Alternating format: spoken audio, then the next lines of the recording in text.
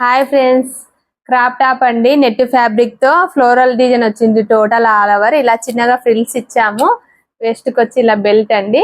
టేజిల్స్ వచ్చి ఇలా రెడీమేడ్ టేజిల్స్ ఇచ్చాము. చాలా బాగుంది క్రాప్ టాప్. బ్లౌజ్ అండి, ఇలా వెస్టర్న్ మోడల్ ఇచ్చాము. ఇలా కట్ షోల్డర్ అండి. నెక్ వచ్చి ఇలా కట్ షోల్డర్ వచ్చింది.